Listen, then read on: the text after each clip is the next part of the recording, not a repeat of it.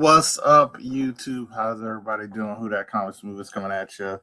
Little video on a Saturday morning. We've got a busy Saturday period, so I want to go over some things, show off some things, and just talk about some things that because I've been seeing a lot of videos from different people, telling people what to do when selling, what to do when buying, giving their opinions.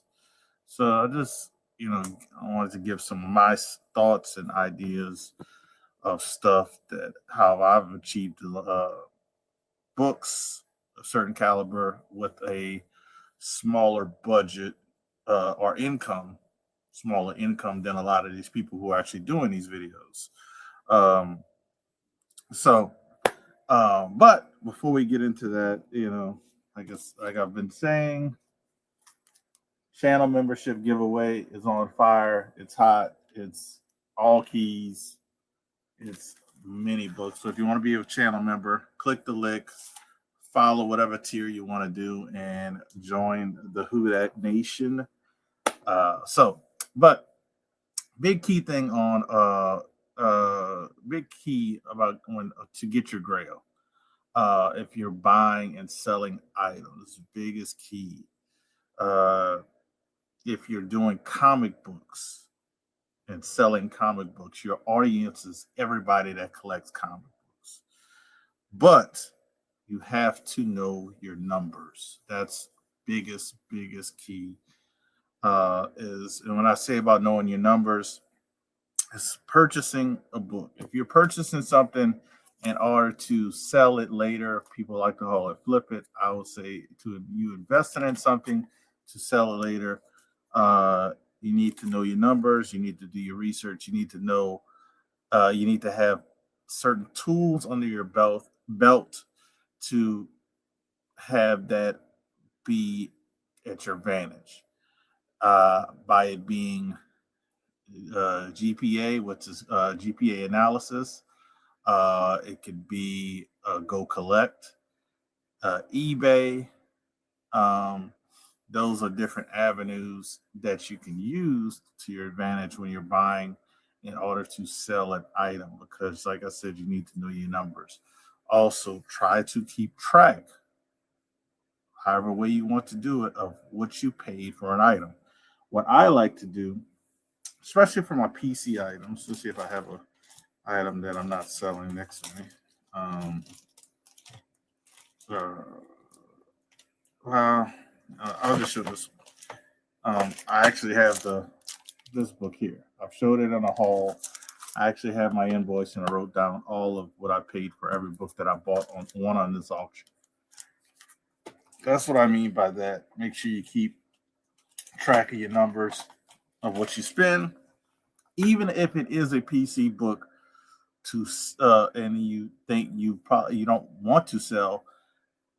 Maybe later on you do want to sell, or you want to move on and upgrade, or tragic happens, something happens to you and you need to, or somebody in your family, you need to sell some books, so you have a track record of what you spent on X item. Now, some cases when you go back to research that book to see what's the pricing might have went down, pricing might have went up. I've had that with the Fantastic 446. I was trying to sell in an auction. When I was selling it, I was didn't. You need to look up prices. I would say at least every other day. If you're selling certain books, if certain books you're always, if you're selling those books and you haven't sold it, like at least every other day, look up the prices. And I come to find out that book I was actually given a deal on it, and I didn't even know because the most recent sale until till like a week ago was $525, and I was selling mine for $425, which was $100 under, and I didn't even know that, so I had to reprice the book. Uh, so that's what I mean by know your numbers, know what you, and then also know what you spend on it. So when you buy a slab, it's a lot easier because you know what you spent on it. when you buy a raw book and then you put in the extra money and time, you need to know how to calculate those things. You need to know how much your presser's charging you to press X item. Try to stick with my opinion on pressers is try to stick with, don't use a lot of different pressers. There's nothing against it because I've used a lot of different ones to try them out, and so far never had any issues with any of them. But it's kind of, I would say it's better to lock down one or two. I would say two at the max, in case the one person you always use is backed up. You have a backup person, but have those two presses. Know how much they charge. If they have a set price, try to negotiate a different price if you're going to use them more often. It's hard to do that if you're just an individual like myself, but you're doing it. But try to come to terms with them and say, hey, if sending you X amount of books, could do a little bit better, or could you cut off at a certain price? If you're going to press and clean my book, don't stuff like that. Um, have good communication with those people, and but you have to add that on with the raw book price. Then you make sure you have to add along, if you're getting it graded, the grading price. That goes all into the budget of that one book. Um, Shipping, I don't really add that much is into the single book because usually I'm not shipping one book to CGC to get graded. Um, Usually it's a group of books, so that shipping price is kind of like $2 more. So I kind of like eliminate that. If you, especially if you're sending 10 to 20 books all at once. But you have to make sure you know your numbers more so than you know your audience, because if you don't know your numbers, it doesn't matter who your audience is. Um, but if you're selling comic books and you have people watching your channel, everybody's your audience. It doesn't matter if that person just buys modern, that person just buys uh, DC, just buys independent. They're all your audience, but the biggest thing with those people you need to know is your numbers to sell a book, X book to that person. Because if you don't know that, then you're possibly losing and not attaining your grail at the end of the day is hard. Um, because, for example, I like I like getting stuff graded to sell if I'm going to sell something, because usually in those instances the prices are very different in a book raw compared to graded. For example, like this book I think it's like $300 in a 9.8. If I'm not mistaken, I have to look it up because I was just going to get it signed, but Tony Daniels canceled Dallas. So um, this book here, sells for a certain amount raw, but also sells for a certain amount graded. And you take those factors in. So when you take those factors in, if you end up buying X book for a great price raw, and then you add your 20-30 bucks for pressing and cleaning, 30 bucks for grading. If you have $60 more into this book, but you only bought this book for $50 and it comes back a 9.8, um, and it's a $300 book in a 9.8, you can sell a book like this that you see selling on eBay.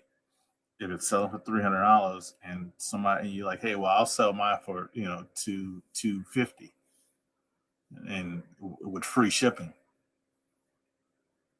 That's a big discount, and people wonder how you doing that. How you doing it for that deal? How you doing it for that deal? And making any money? But that's why I say you need to know your numbers and know the stuff you're selling, and you can do deals like that and still make a profit. Now, if you really want to make it a successful business, you want to be in that almost 50% margin. But if you're a person like me, it's a side hustle. I call it, not a business, a side hustle. But I do the taxes like it is a business. But and you're doing it by yourself, you got a less overhead, a a lot of less costs. I can do those, not trying to make 50% on a book.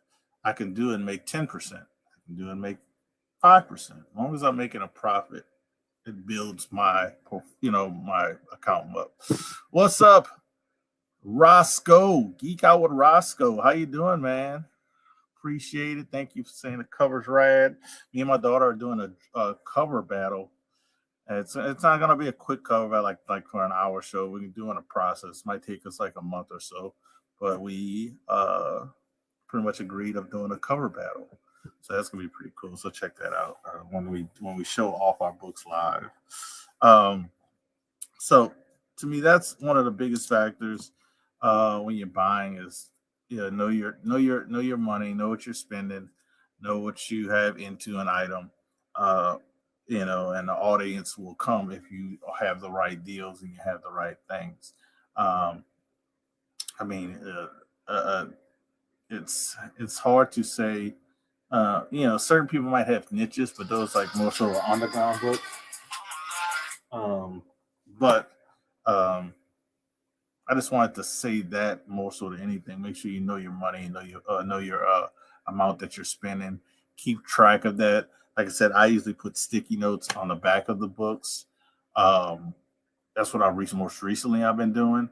But you can actually keep it on a portfolio,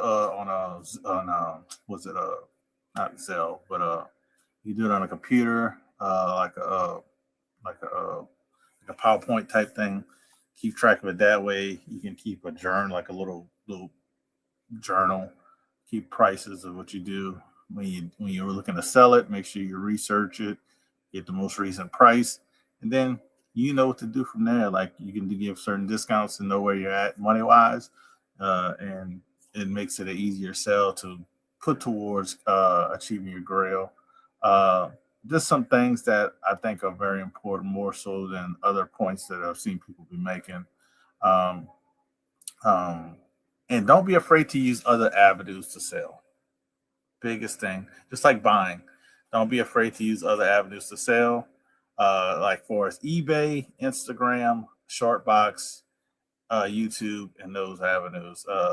I've recently sold a couple of items on Shortbox. And I did well on one, didn't do so well on the other, but because the other one was so much better, it balanced out. It balanced out very well. So I'm at a profit margin, even though I lost on one book, but I got did well on another. And then talk to those people who run those things, like for Shortbox. Those guys are more accessible. You can set up monthly sales, weekly sales with them. They have Golden Age. They have their once a month auction, different stuff like that. So some of the things I wanted to pinpoint, talk about, but I gotta go. Just wanted to talk about that really quickly. So get your Grail. Make sure you know this of getting when you're selling items. Numbers matter. Numbers matter. So peace out. You guys have a good one. I'll see you guys later on the Band of Brothers auction tonight. Band of Brothers auction. We'll have Fantastic Four. We'll have some Scotty Young and some Golden Age as well. So I have a big mix tonight. So see you guys later. Peace out. Think positive. Never show any sign of weakness. Always go for the throat. Buy low, sell high. Fear, that's the other guy's problem. Nothing you have ever experienced can prepare you for the unbridled carnage you're about to witness. Right. Super Bowl, the World Series, they don't know what pressure is. In this building, it's either kill or be killed. Right. You make no friends in the pits and you take no prisoners. You son of a bitch.